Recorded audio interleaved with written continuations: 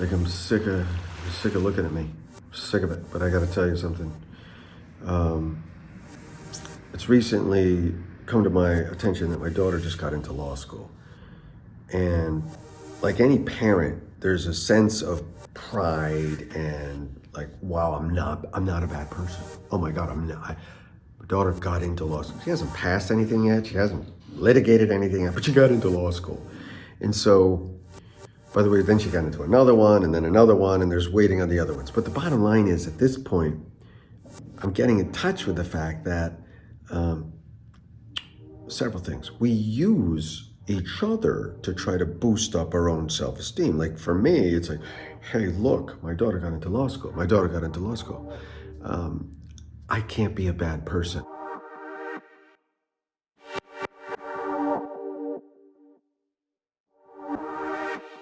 Like I feel and think deep down inside my soul. You follow me? And then secondly, this is a true story. At one point in time, I said to my one of my family members, I said, hey, my daughter got into law school. The first thought out of the person's mind and out of their mouth was, boy, that sounds expensive.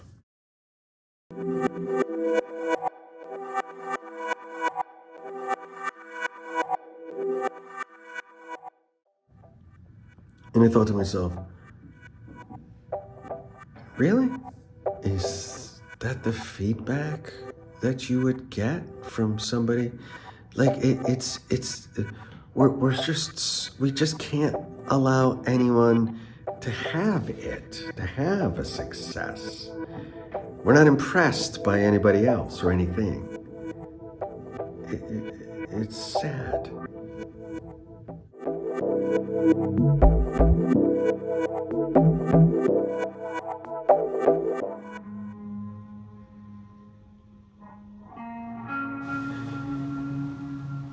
How are you doing this to those around you in your own life today?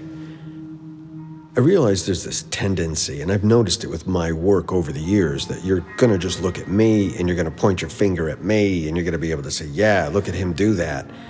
But what I'm asking for you to do, and you may not be able to, is to actually look at yourselves and identify how is it that you do this over and over and over again. Believe me, you are doing it because I'm fucking watching it.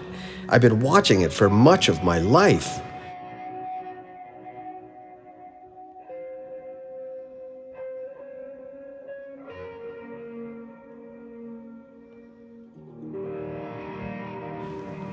Ever since I got clean, you begin to get in touch with these things. People are obsessed with attempting to lift themselves up by name dropping or all the other things we do to try to make ourselves look better, whether it's with clothing or with the facade of a house or the amount of money in the bank account, how many real estate investments you have. Like, you can't stop filling the well. It never gets topped off.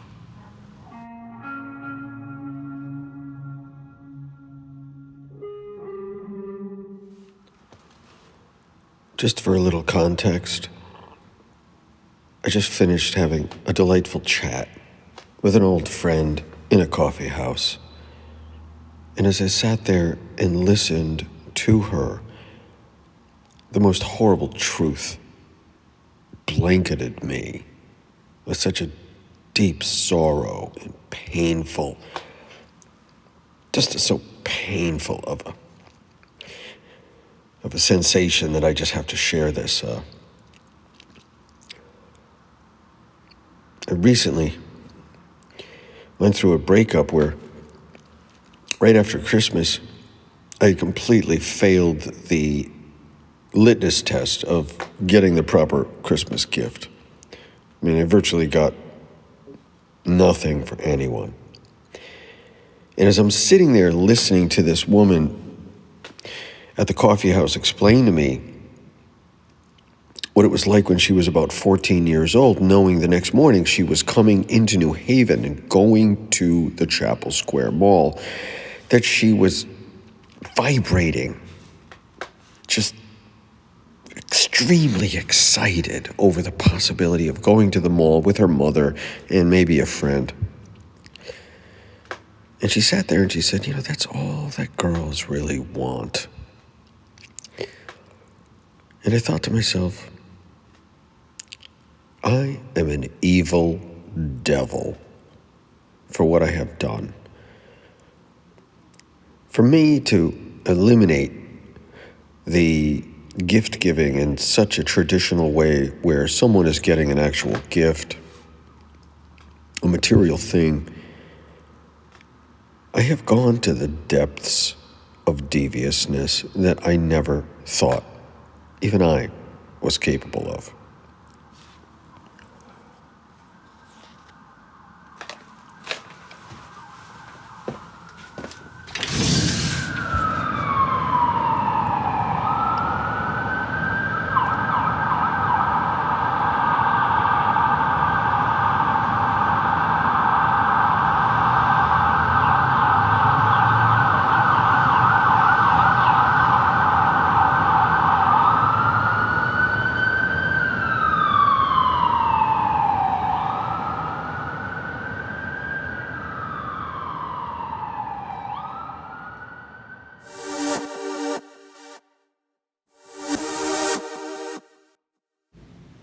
I realize things can get very complicated when you're looking at relationships and the dynamics between two people.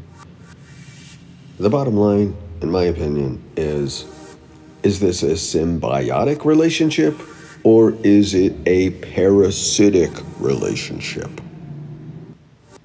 Clearly, one of the biggest indicators of whether it is a symbiotic relationship is, are both people thriving? In other words, are they both healthy? Emotionally, spiritually, physically, all that jazz. If it's a parasitic relationship, clearly someone is losing. Someone is getting depleted or sucked dry. Again, it's physical, emotional, spiritual. Many people describe being in a parasitic relationship as feeling like a caged animal. You can't get out. You can't breathe. You never feel like you are in balance. Very simple. I think evolution plays out in this, as it does throughout all of conversation when it comes to relationships. You can produce another human being, and that is a score for evolution. But is it healthy for the individuals? I say oftentimes not. And evolution is not really a part of a symbiotic relationship. Maybe in the long run, but certainly not in the short run.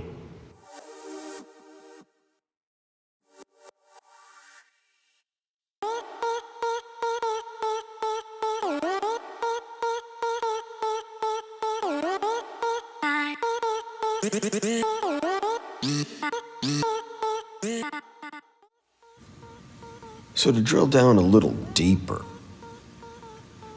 it could be argued that even though you're having children and it looks like it's a win for evolution, it really may not be, because if you're having lots of children, but those children are not given the skills to live a clearly successful, organized, and creative life, then it's really a loss, because You're taxing society with children that are unable to function.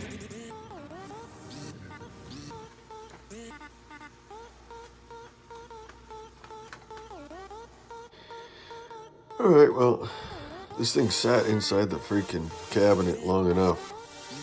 I think it's time to make it. Okay, so my question is, I love a layer cake. I don't want to make a regular cake with just frosting on the top. I want to have a piece here, frosting on it, another piece there, frosting on that. That's the only way I want to do it.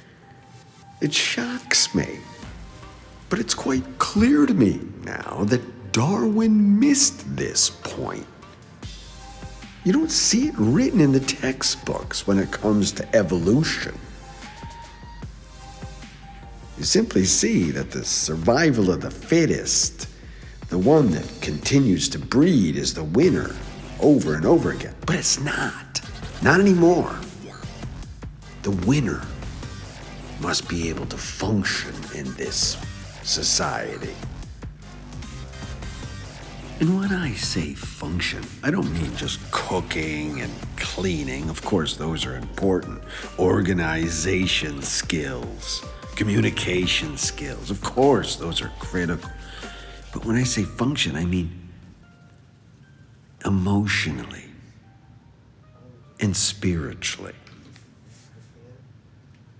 Because if you can't, you're nothing more than a monkey. Paper towel. Oh, shit! And that's clearly not what we're aiming for. Or at least that's not what I'm aiming for. I'm talking about things like acting out with anger and greed. These are the emotions or the motivations that will lead to the end of the species rather than a new beginning.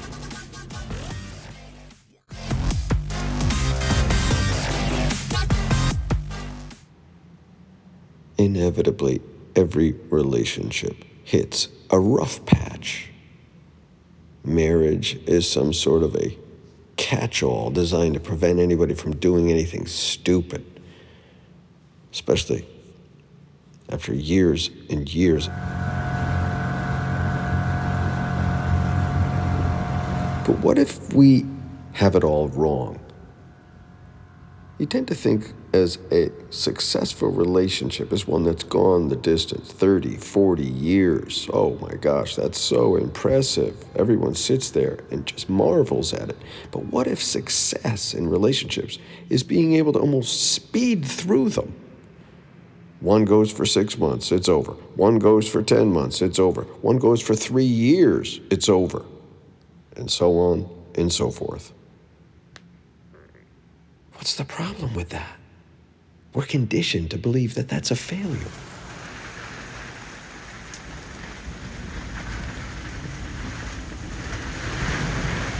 Oh, here we go. Has anyone realized we're just behaving like a bunch of monkeys? Following some sort of unwritten law about how we should behave in relationships.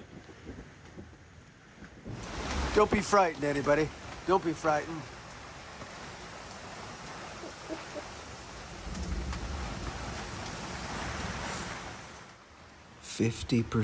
Over 50% of every marriage ends in divorce.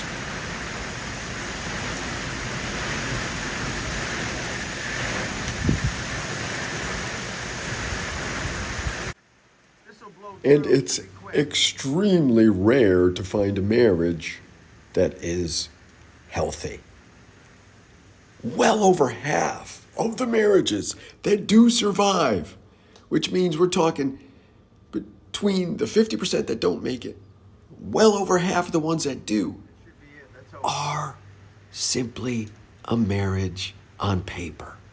It's not a healthy relationship.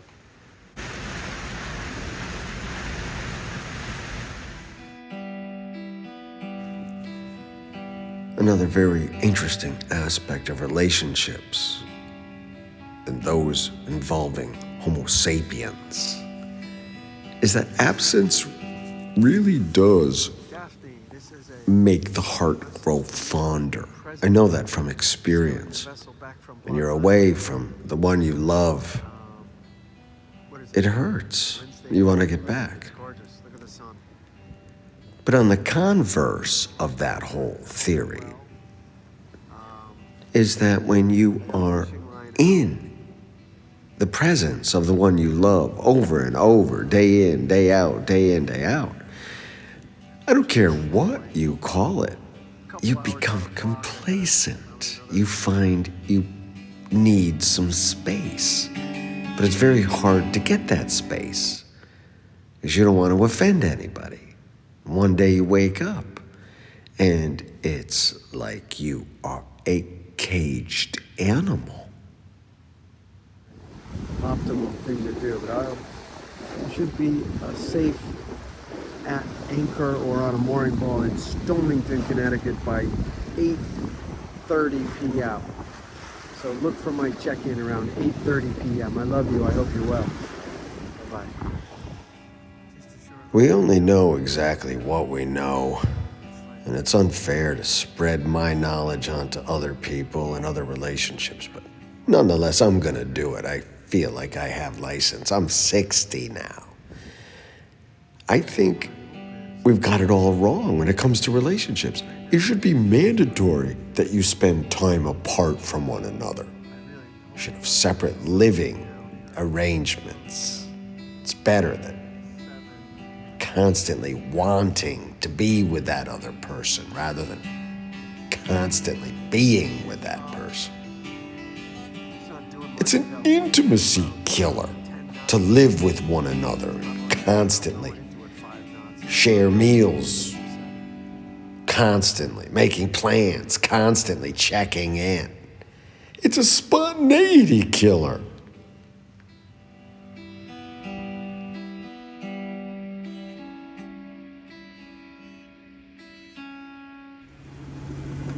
It's like a great salt pond. Okay, we got a vessel moving ahead of us, leaving Stonington Harbor. I just entered Stonington Harbor. You can possibly hear the port. Absolutely gorgeous. Probably 10 minutes away from anchor. I will call once I am safely anchored. Sending this right away.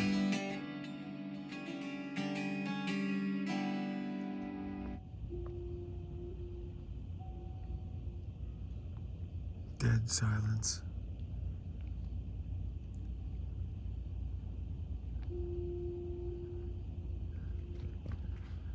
Stonington Harbor. Engines off, totally anchored. All is well. Eventually, one day I woke up from a devious nightmare of my own. I was in a business relationship with someone who, for the better part of 2.5 decades, never once had a supportive or affirming word for me. There was zero positive feedback, just criticism, after criticism, after criticism, after criticism. Only cadenced by long periods of silence and more criticism, criticism, criticism. And suddenly, as though I had traveled through a wormhole from one edge of my intellect clearly to the other side of it, I'm cured.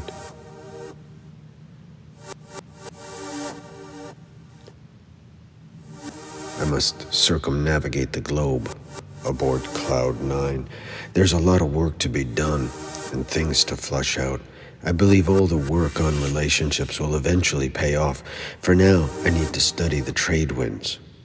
and the Gulf Stream, as well as get a better understanding of seasonal weather patterns. I need to avoid places like Somalia and the Red Sea. It's coming. I think it's doable. I really do. This vessel can do it. Why not? Take a few weeks, maybe a month. Equally as important is to find all the necessary documentation to pass through the Panama Canal. And that's fine, well and good, except how will I break the news to my mother? Probably the same way I did as I departed to Papua New Guinea. Leave her a voicemail as I jumped on a plane for the 24-hour flight. Odds are pretty good I'll never solve the relationship conundrum. After all, my mother said, "Well, son, you're 60. Maybe someday your life will turn around." As the last will and testament, okay, I want to just make it clear to any of the offspring, cousins, or grandchildren, this is mine. One, and then number two. And then number two, this is mine as well. Okay, this is mine. I want it in the will. The Reno Cup and the Las Vegas Cup. Because it reminds me of Viva Las Vegas! Viva Las Vegas! Viva! Viva Las Vegas! Maybe someday your life will turn around. Perhaps I'll be making the journey alone. Don't get me wrong, I have not by any means given up hope, though I'm certain that any and all dating apps will probably lead me down the same path and would be best off avoided from here on in. Perhaps it would be best to find some social media platform specifically designed for circumnavigators. And then suddenly I wake up from this dogmatic slump and realize front door time travel is still an option. In this entire conversation, I may never even need to leave the typical haunts of Saybrook Point and Cockle.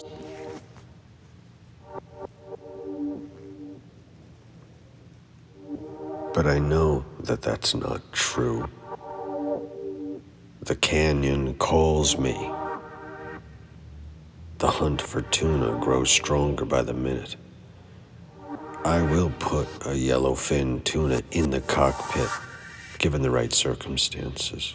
I will snorkel face to face with a magnificent hammerhead. Let there be no mistake.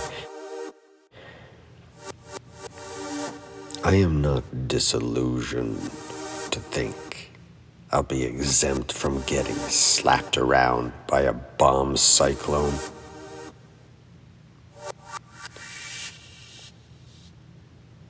A water spout from hell, not to mention squalls after squalls beating at the hull. But this is the life that my soul, the life at sea bouncing, the life at sea bouncing from Protective Cove to Mooring Ball and back and forth. This is the life I see. And when it's all said and done, the words of the great Maura Maguire Carver will continue to ring in my ears. Hey, Scott, have you ever thought of just being alone with yourself for a while? The poor thing doesn't have any idea what she's dealing with here.